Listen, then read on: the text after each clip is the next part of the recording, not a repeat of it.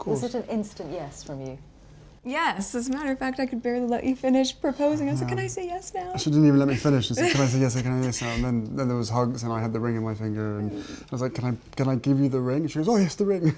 So no, it was a really nice moment. It was just the two of us and I think I managed to catch her by surprise as well. So. Yeah. And this is how long after you first met? It would be a year and a half, a little bit more than that. No, just about a year and a half, yeah. Which for most people would be quite a whirlwind. Is that how it's felt to you?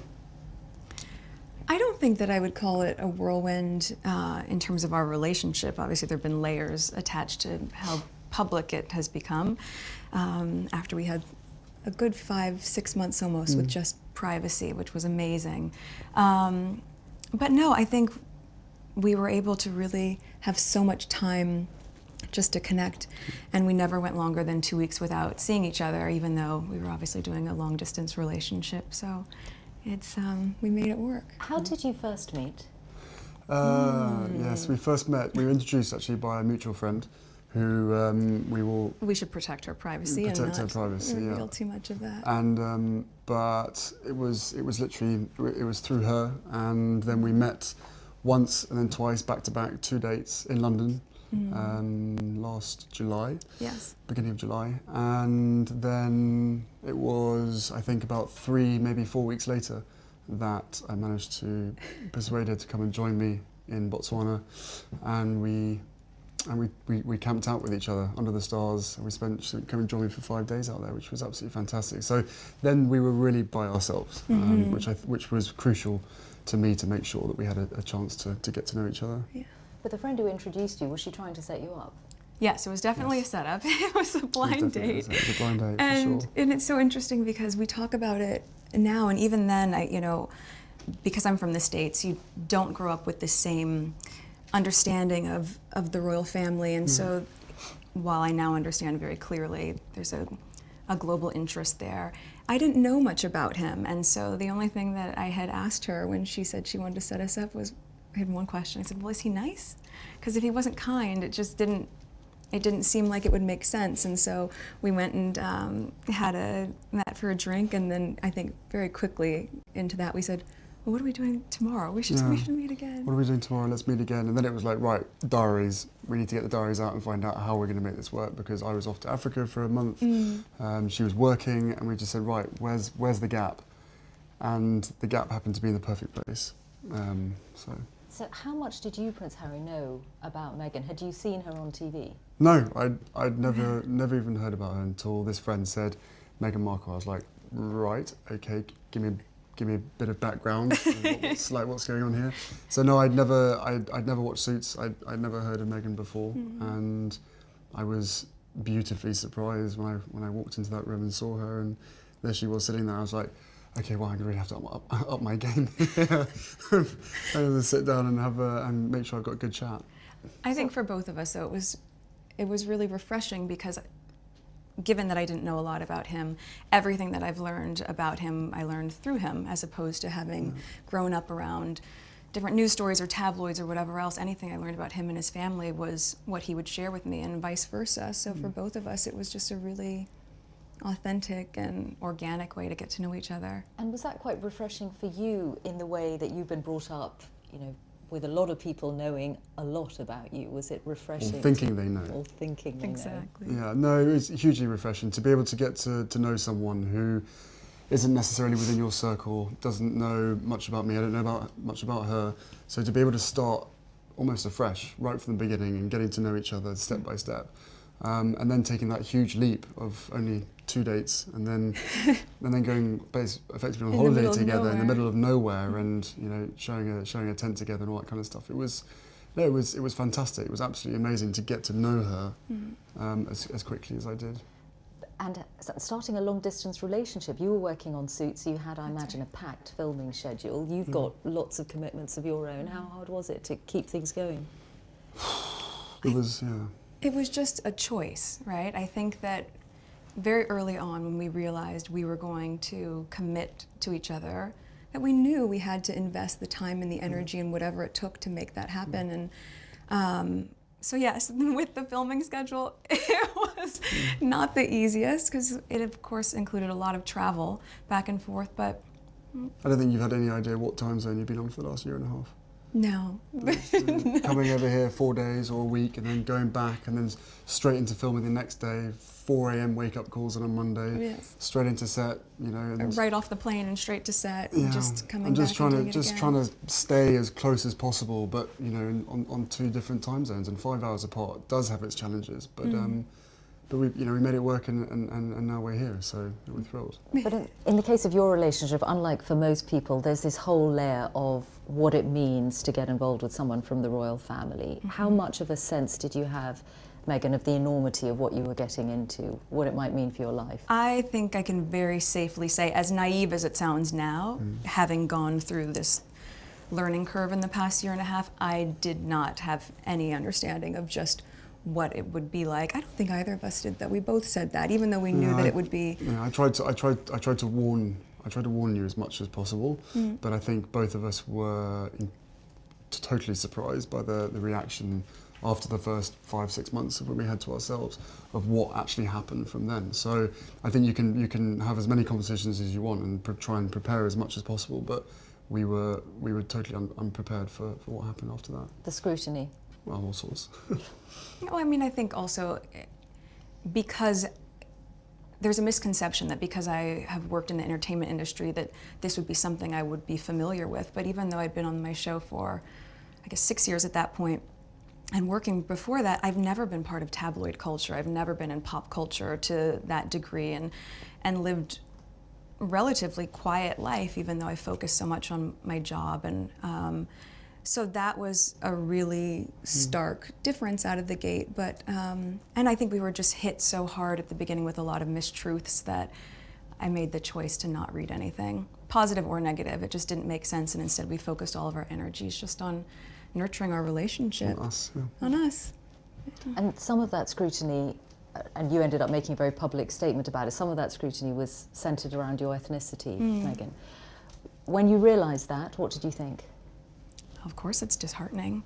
You know, it's a shame that that is the climate in this world, to focus that much on that, or that would be discriminatory in that sense. But I think, you know, at the end of the day, I'm really just proud of who I am and where I come from, and we have never put any focus on that. We've just focused on who we are as a couple. And so when you take all those extra layers away and all of that noise, I think it makes it really easy to just enjoy being together and tune all the rest of that out.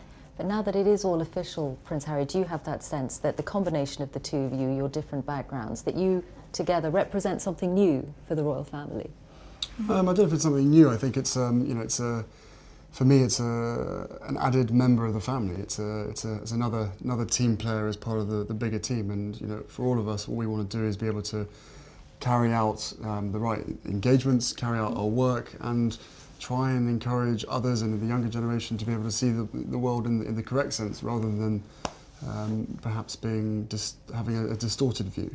So you know, the fact that I fell in love with Meghan so incredibly quickly was sort of confirmation to me that everything, all the stars were aligned. Everything was just perfect. It was this beautiful woman just sort of literally tripped and fell into my life. I fell into her life, and the fact that I know the fact that she'll be really unbelievably good at the job part of it as well, is obviously a huge relief to me, because she'll be able to deal with everything else that comes with it. But no, you know, we're a fantastic team. We know we are, and we hope to, you know, over time, try and have as much impact for all the things that we care about as much as possible. I am very excited about that, yeah. And Meghan, given your acting and the profile you had, you'd already been involved in various causes, you've been an ambassador for UN Women. What about this new role? I mean, you're going to have a bigger platform, a bigger voice. What do you want to do with it? I mean, how... Sing. Can you imagine? No, I'm not a singer.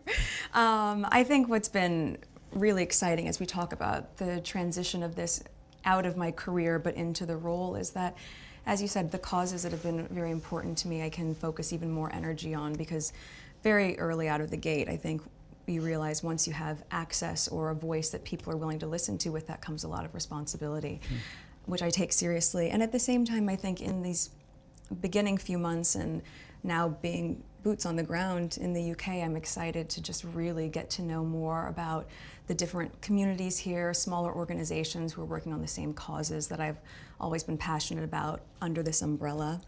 And also being able to go around to the Commonwealth. I think it's just the beginning of a... There's a lot to do. Really? There's a lot to do.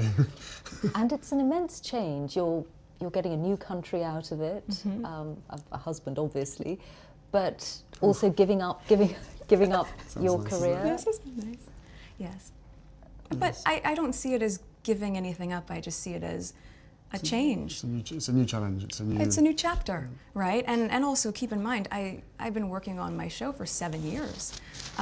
So we were very, very fortunate to be able to have that sort of longevity on a series. And for me, once we hit the 100 episode marker, I thought, you know what, I have ticked this box, and I feel really proud of the work I've done there. And now it's time to, as you said, work as a team with you. Yeah. But do you have that sense of responsibility, Prince Harry, for what you're asking Meghan to do? Of course, that sense of responsibility was essentially from day one, or maybe a couple of months in, when I suddenly realised, actually, this is,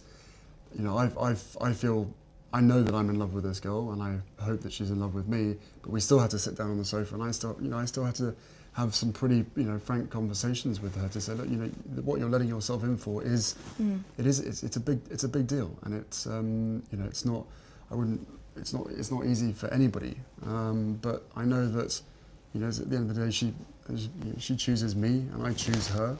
And therefore, whatever we have to tackle together or individually will always be us together as a team. So, I think she's capable. So nicely said, isn't it? I don't know. She's capable of anything. And together, as I said, there's a hell of a lot of stuff and work that needs doing. At the moment, for us, it's going to be making sure that our relationship is always put first. But no, look, both of us have passions for wanting to make change for good, and with lots of young people running around the Commonwealth, that's where we're going to spend most of our time, hopefully. And it was really one of the first things we connected on. It was one of the first things we started talking about when we met, was just the different things that we wanted to do in the world and how passionate we were about seeing change. I think that was that's what got date 2 in the books, probably. Plenty to talk about. Children? Not currently, no. No, of course, I think one step at a time, and hopefully we'll start a family in the near future. Have you met each other's families, I imagine? Yes, his family's been so welcoming, and You've met quite a few of them, actually. I have, on both sides of his family, his mom's side as well, which has been really important to me too. But yes, the family has been great, and over the past year and a half, we've just had a really nice time getting to know them and progressively helping me feel a part of not just the institution, but also part of the family, which has been really, really special. Trying to track them down and make sure that they're around at the same time that she's popping in without telling too many people. And so we've actually done incredibly well to make sure that you've met all the key people. So does that mean a lot of the time that you've been together in this last year and a half, you've been at home a lot? Yes. No, we've we had to sort of reverse the whole process, and cozy nights in front of the television, cooking dinner with just the two of us by ourselves in our little cottage, rather than going out for dinner and being seen in public. So we reversed the whole process, which is it's provided different opportunities, and it's made us a hell of a lot closer in a shorter space of time. That's true. That's without question. So if anybody else at home is listening, then maybe slow down on the dates and maybe spend more time at home. But no, for us it's an opportunity to really get to know each other without other people looking or trying to take photos on their phones and all that kind of stuff. With that comes with the job, comes with the role. But where possible. Yes. And we were able to really get to know each other that way, but also then to go and have friends over for dinner, or to go to his family for tea, or any of those sort of things. And even just to take the time to be able to go on long country walks and just talk. We've been all over the place. Have you met the Queen? I have, yes. A couple of times. Yeah, What was that a like? couple of times. It's incredible. I think, to be able to meet her through his lens, not just with his honor and respect for her as the monarch, but the love that he has for her as his grandmother. All of those layers have been so important for me, so that when I met her, I had such a deep understanding and, of course, incredible respect for being able to have that time with her. And we've had a really, she's an incredible woman. And the corgis took to you straight away. That's For the last 33 years being barked at, this one walks in absolutely nothing. Just laying on my feet during tea. It wagging was tails, very sweet. And it's just like, oh. That has to be a good sign. Speaking of dogs, have you brought yours to the UK? Well, I have 2 dogs that I've had for quite a long time, both my rescue pups, and one is now staying with very close friends, and my other little guy is, yes, he's in the UK. He's been here for a while. Okay, let's hope he adjusts well. I think he's doing just fine. What was it like introducing Meghan to your father and your brother? What was it like? It was exciting. I mean, I've been seeing her for a period of time when I literally didn't tell anybody at all, and then William was longing to meet her, and so was Catherine. So, they're being our neighbours. We managed to get that in quite a few times now, and Catherine's been absolutely Wonderful, amazing, as is William as well.